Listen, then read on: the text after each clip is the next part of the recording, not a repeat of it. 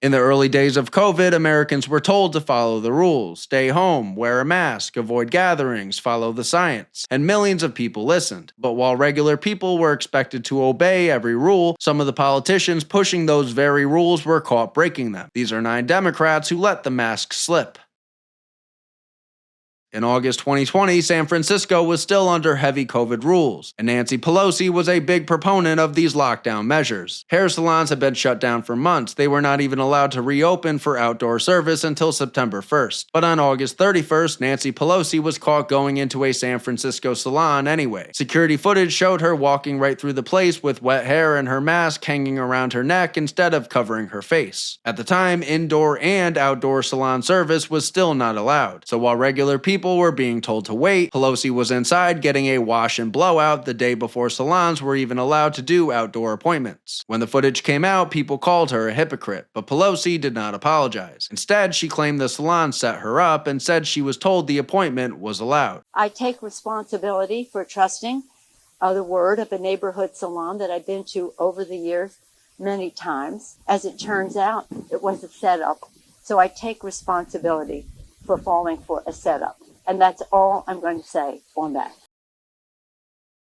By late 2020, Gavin Newsom was telling Californians to be careful about private gatherings. California had rules saying private gatherings were not supposed to include people from more than 3 households. People were being told to keep gatherings small and take the virus seriously. And Newsom was pushing that message hard as cases started rising again. Then came November 6th. Gavin and his wife went to the French Laundry for a birthday dinner for lobbyist Jason Kinney. And this is where it got really bad. Because this was not just some quiet dinner with a couple of friends, at least a dozen people from multiple households were there. Even people tied to the California Medical Association were in attendance. Photos showed the group packed closely together with no masks. And to make it worse, Newsom's side first tried to act like this was basically an outdoor dinner. It was in Napa, which was in the orange status, relatively loose compared to some other counties. It was to be an outdoor restaurant. But the photos made that defense look ridiculous, and the timing made it even more brutal. Because on that same day, Newsom had issued guidance warning Californians not to mix households for Thanksgiving. Meanwhile, Newsom was at one of the fanciest restaurants in the country doing exactly that. Gavin was eventually forced to half apologize, but by then, the damage was done. Are you worried that your actions have made it less likely people will see you as a moral authority on COVID? Yeah, I am. So that's why you have to own it, and you have to be forthright. And doing my best every single day and trying to model better behavior.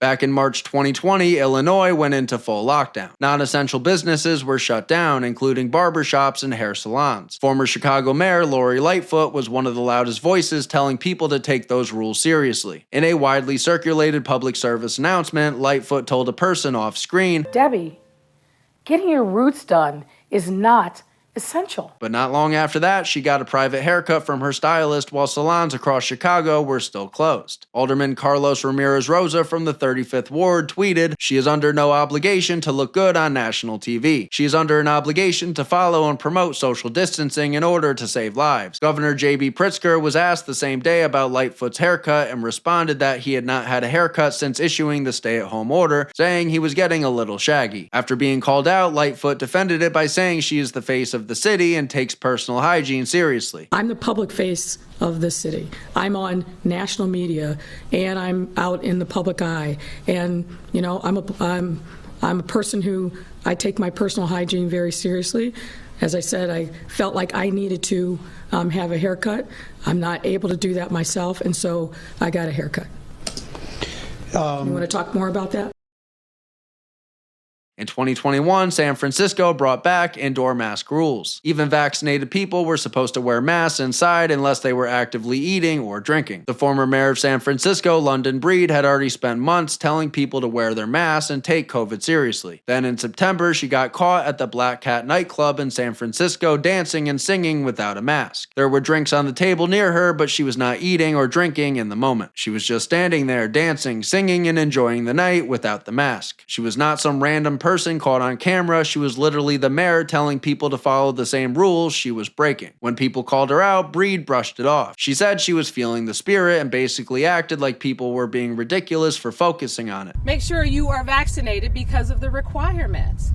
but don't feel as though you have to be micromanaged about mask wearing. Like, we don't need the fun police to come in and try and micromanage and tell us what we should or shouldn't be doing. Michigan Governor Gretchen Whitmer had some of the toughest COVID rules in the country. And in May 2021, Michigan still had rules limiting restaurant tables to 6 people with space required between groups. Then Whitmer went out with some friends to the Landshark Bar and Grill in East Lansing. A photo later surfaced showing about a dozen people gathered around pushed together tables with nobody wearing a mask. So once again, the problem was obvious. The governor, who had spent so much time defending strict COVID rules, got caught breaking one of them herself. And after the photo went viral, Whitmer apologized. You know what? I made a mistake. I owned up to it. I recognize it now. It was unintentional. I was with a group of 100% vaccinated people and tables were moved together, and I really didn't think about it, and I should have. But that was not the end of it, because the very next day, her administration dropped the 6-person table limit she had just violated. And that's why the story stuck. Even though she admitted that it was a mistake, the timing made the whole thing look pretty bad. At the end of July 2021, Mayor Bowser of Washington, D.C. brought back D.C.'s indoor mask mandate as Delta cases were rising. The mandate took effect early on July 31st. But right before that, Bowser was seen at a rooftop birthday event posing for photos without a mask. At the same time, she was also putting out messages telling people to mask up and protect the community. Then, just hours after the new mandate kicked in, she officiated a wedding at the Line Hotel in D.C. Later, a photo surfaced that appeared to show Bowser sitting indoors at the reception without a mask, even though she was not eating or drinking. Her office pushed back. They said she followed the rules and wore a mask indoors. But by then, the story was already out there and she looked like a complete hypocrite. By early 2022, Los Angeles was still pushing mask rules at big events. At SoFi Stadium, masks were required unless you were actively eating or drinking. And former Los Angeles Mayor Eric Garcetti had backed those kinds of rules the whole time. Then on January 30th, former NBA star Magic Johnson posted photos from his suite at the NFC Championship game. And in those photos, Garcetti was standing there maskless alongside Gavin Newsom and London Breed. If regular fans were expected to follow the rules, why were the politicians in luxury suites not doing it? That's when Garcetti gave one of the most ridiculous excuses of the whole pandemic. I wore my mask the entire game, and when people ask for a photograph, I hold my breath and I put it here and people could see that. There's a 0% chance of infection from that. And it got even worse when he was later photographed without a mask again at the Super Bowl just weeks after the first controversy. Eventually, Garcetti admitted he should not have taken the mask off for photos, but by then the damage was done. Because this was not just another bad COVID headline, it turned into one of the most laughable excuses any politician gave while trying to explain why the rules suddenly did not apply to them.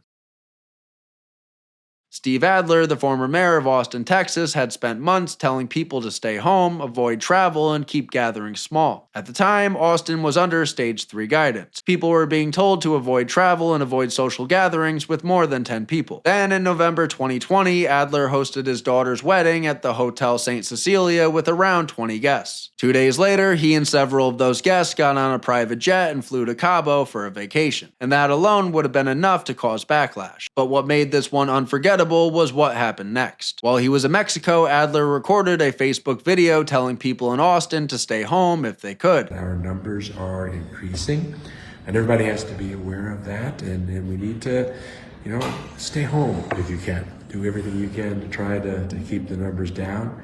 This is not the time to relax. We may have to close things down if we're not careful.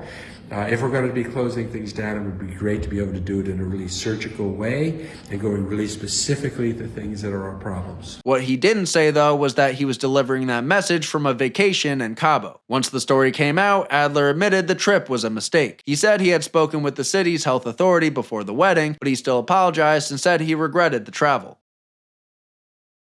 During Stacey Abrams' 2022 run for governor, Abrams went after her rival Brian Kemp over masks in schools. Her position on masking was extremely clear, but come February 4th, Abrams visited Glenwood Elementary for a Black History Month reading event. After that visit, photos were posted showing Abrams sitting there without a mask while the children around her were still masked. And that image spread fast, because whether there was an explanation or not, the picture said everything people needed to see. Abrams later said she took her mask off while reading, reading so kids watching remotely could understand her better. Did you make a mistake by taking a photo maskless in the classroom when it appears that everyone else, including all the children, were wearing them?